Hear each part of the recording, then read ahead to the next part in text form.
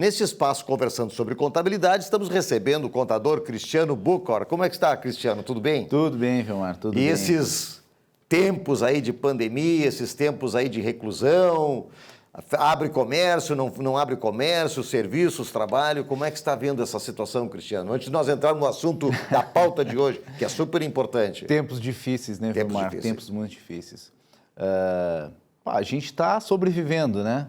Os empresários aí sobrevivendo um dia depois do outro. Nós também, como profissionais, nos reinventando.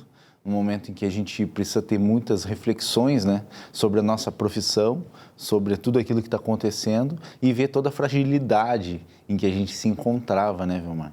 Aliás, eu acredito que esse serviço prestado pelos contadores, ele vem muito ao encontro da situação que a necessidade, né, a situação de necessidade que os próprios empreendedores têm para entender toda essa legislação que todos os dias ela está sofrendo transformações com as medidas provisórias que vão passando, não é, de uma para outra, com inovações, etc. E nós temos mais uma situação que logo em seguida virá, que é a questão eleitoral, que é as candidaturas, as prestações de contas, e é sobre esse tema que nós vamos falar com o Cristiano Bucor hoje, o contador Cristiano. Cristiano, como é que está essa situação da prestação de contas dos candidatos deste ano? Perfeito, Vilmar. Então, é um assunto bem recorrente, assim, entre nós profissionais. Todos se prepararam e estão assessorando, assim, os candidatos, né, os partidos políticos, porque a gente diferencia, assim, a contabilidade eleitoral e a prestação de contas eleitorais. Contabilidade eleitoral, a gente vai ter, na verdade, a contabilidade periódica dos partidos políticos, né? Que, na verdade, é voltada, teoricamente, para manter aqueles partidos, né? E a prestação de contas efetiva em épocas de eleições, né? Em períodos de eleições. Então, este ano é um ano que se tem aí uma insegurança, uma incerteza sobre tudo aquilo que foi planejado, devendo lembrar que a gente tem um calendário eleitoral. Que não mudou em nada ainda. Que não mudou, mesmo, né? Que não mudou. Então, assim, existem muitas restrições. Eu mesmo acredito que vai ser bem complicado essa mudança, porque a gente, como disse, a gente deriva da lei. A Constituição, artigo 16, ela tem o princípio da anualidade. Então, qualquer modificação não poderia valer para essas eleições. Então, talvez, em motivo da pandemia, isso vá ser flexibilizado. Entretanto, o Congresso vai ter que se posicionar e já tem algumas medidas que eles já estão propondo lá. Entretanto, o ministro Barroso, que está assumindo, né, como ministro do TSE, ele já se posicionou no seguinte sentido, de que se houverem modificações nesse calendário, vão ser curtas, né? Nada que vai passar para o ano que vem, seria só uma prorrogação. Então, assim, todo mundo aposta, assim, muito em que essas eleições possam ser, né, adiadas para dezembro. Mas aí seriam períodos mais, talvez, curtos, assim. Hoje a gente tem 45 dias de campanha, talvez seja 15, primeiro turno e segundo turno, o que, ao meu modo de ver, prejudica em muito, né, os candidatos, as eleições, mas é uma medida, assim, paliativa que vai se tomar num momento de pandemia, né, Vilmar? E quando é que os candidatos têm que começar a se preocupar com essa questão de contabilidade e prestação de contas, Cristiano? Olha, já começaram. Já começaram. Os candidatos, assim, que eu tenho contato, os partidos, os diretores, já estão trabalhando nisso. Porque por enquanto eles são pré-candidatos, não é? Por enquanto são pré-candidatos. Mas tem que se preocupar com essa questão, porque é muito rigoroso.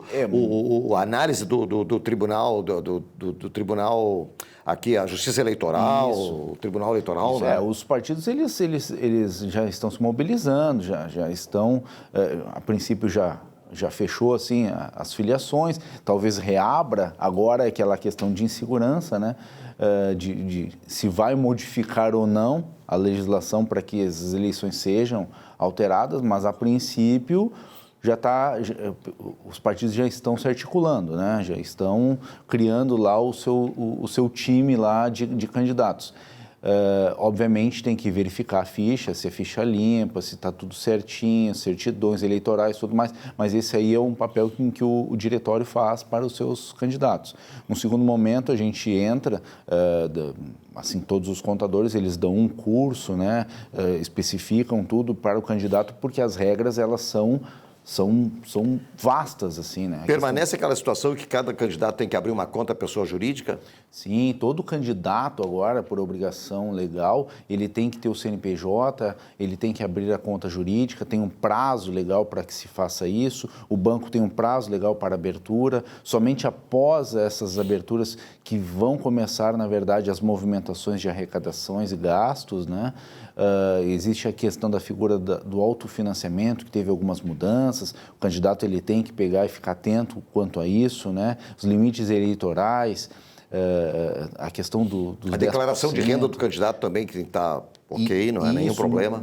Na pré-candidatura ali, o pessoal já analisa isso e quando vai enviar a Justiça Eleitoral já é obrigado e aconselhado a que se declare aqueles bens uma questão de transparência. Então, essa eleição vai ser uma eleição que vai ter ainda mais transparência. É fundamental o profissional de contabilidade, profissional de advocacia, para que acompanhem essa prestação de contas, o contador em especial para que valide esses números, né? Porque, na verdade, quem vai validar na etapa final é a Justiça Eleitoral. A gente comenta em validar porque essa é a função, na verdade, do profissional da contabilidade, validar as informações e os números, né? Cristiano, se fala muito em ficha limpa, tá? As certidões exigidas para que comprove que o candidato é ficha limpa, elas, assim, é um rol muito extenso, é um rol bastante complexo. Por exemplo, vou dar um exemplo, a questão da CNDT, que é a certidão negativa de débitos trabalhistas. Ela é exigida também?